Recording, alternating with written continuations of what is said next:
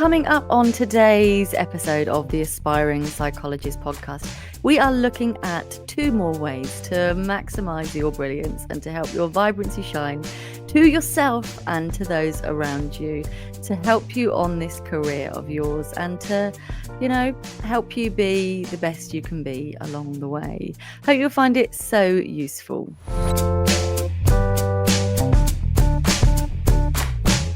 If you're looking to become a psychologist,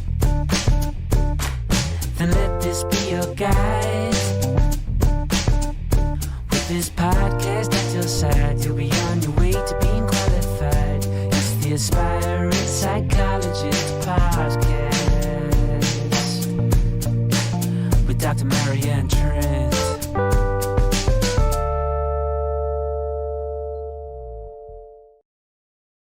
Hi, welcome along to the Aspiring Psychologist podcast. I am Dr. Marianne Trent. We are fast approaching application season, which we're expecting, certainly for clinical psychology, to open sometime close to the start of September. But the Clearinghouse do sometimes like to throw spanners in the works. So don't worry, I'll be here with you every step of the way, and I'll be here for free as well with the Aspiring Psychologist podcast, but also with the free Compassionate Q&A series too. You can join me on Monday, the 4th of September 2023 at 6 p.m. You can also join me on Tuesday, the 3rd of October 2023 at 6 p.m. And for the final time in application series this year, you can also catch me Tuesday, the 7th of November 2023 at 6 p.m. live across all of my socials, Dr. Marianne Trent. Feel free to just watch, soak up the goodness, listen to me answer other people's questions, or pop along and ask me your questions as well.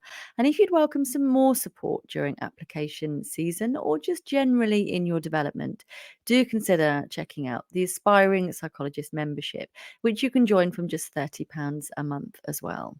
Right, let's have a look at the first of our tips for today. So the first is something that I found really useful during the pandemic. So at that time, I was working in the NHS, but also working in private practice, also being a mother and trying to homeschool. And so there was quite a lot of stress going on. At that time, even leaving the house felt really like you were dicing with the possibility of death. It really felt very difficult. So going out and working in the NHS whilst going shopping and trying to run a household and trying to manage my 2 children under a not particularly massive roof was a real struggle. And so one of the things that I found really helpful was to take some time in the mornings before everything started. So for me, my sort of mindfulness and stress reducing practices took the form of 10 minutes of yoga each morning. So there's a brilliant program that you can access for not that much money called Yoga Burn, run by a lady called Zoe. And so the first one in the series you watch 3 times. So I would do it on a Monday morning, a Wednesday morning, and a Friday morning. And then there's a really nice sort of stretchy cool down one on a Sunday. And so the next week you'd then do series 2 on a Monday, Wednesday, and Friday, and then do the nice stretchy relaxing one on a Sunday. And I think it lasted about 8 weeks. And so it was a really nice way for me to spend a little bit of time being mindful, checking in with my body, seeing how it felt, but also enjoying the sort of calm and stillness of my house before it all got rowdy and it all got busy, and there were demands placed upon me to do things, to give more, to do, either for my clients or for my children or for my husband for that matter. So, yeah, is there a space in your day where you could reclaim some time for yourself to be mindful, to connect with your body, maybe to do some yoga? And if you're listening to this and you're like, oh no, I don't think yoga's for me, have you tried it? Have you tried it? So Yoga Burn isn't traditional yoga. It's quite flowy and it aims to get your heart rates up a little bit as well. But it certainly does help with your flexibility too and with your strength. So for me, I found that it was a really nice chance to just do 10 minutes of something, because we haven't always got time in our days, especially when you're feeling really busy and squashed, to do half an hour, to do an hour, to do 90 minutes. But for me, I could find, 10 minutes 4 times a week. So I hope you will find that to be useful. It might just be that you do some progressive muscle relaxation before bed. It might just be that you do some soothing rhythm breathing, something that is about you creating some calm in what might feel like chaos. Let's take a quick moment here to take a little break, and I'll be back along very soon with the next of Marianne's summer soundbite tips. If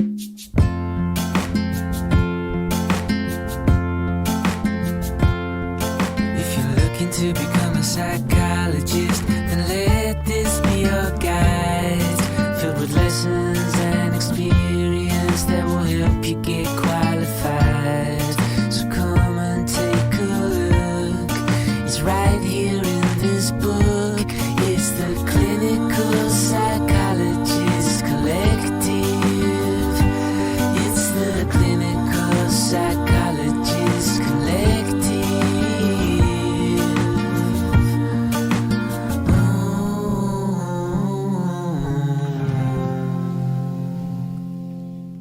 Welcome back. So, in the first half, we were looking at ways to carve out space for you to be mindful, for you to connect, calm, and engage with your body and find some tranquility, some still, calm space for yourself. It's so important, and it's still something I do. So, when I go for runs, I like that sense I'm not talking to anybody, I'm just alone with my thoughts. There's no expectation that I'll do anything other than keep my feet moving, and connect to the sounds of nature. And I do also do a little bit of litter picking as I'm out and about. It's called plogging, which is when you jog, but then you, in between bins, you pick up some litter and then pop it in the bin on your way past. So yes, could you plog?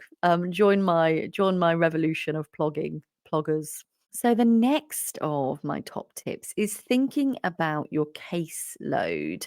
And if you hold a caseload of clients that you see for therapy, or even therapy groups, or any kind of work that you do within the team, anything that might be on your job plan, you can kind of think about as your caseload.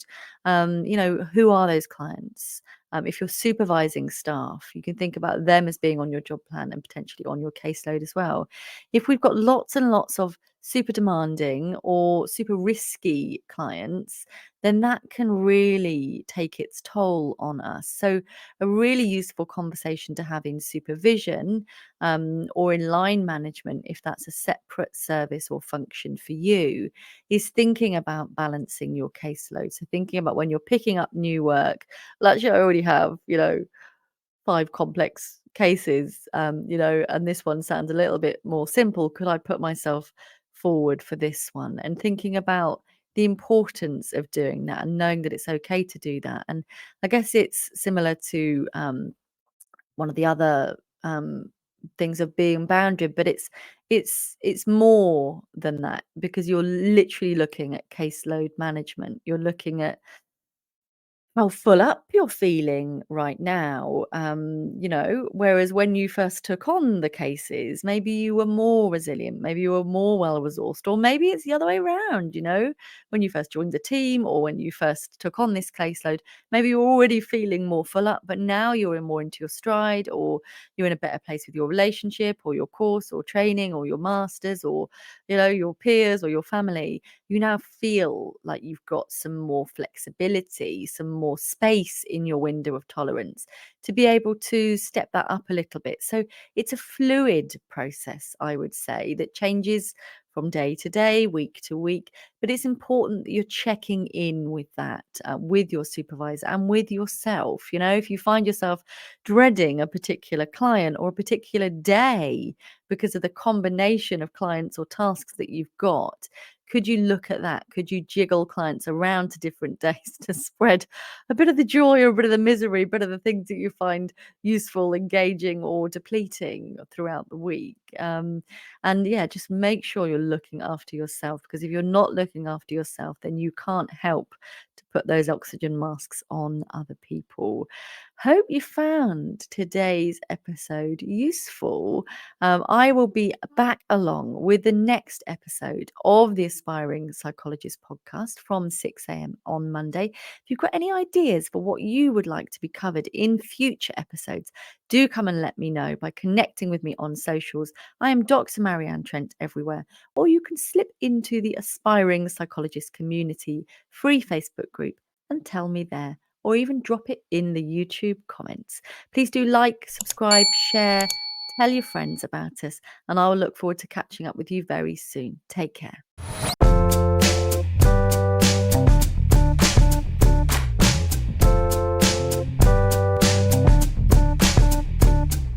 If you're looking to become a psychologist,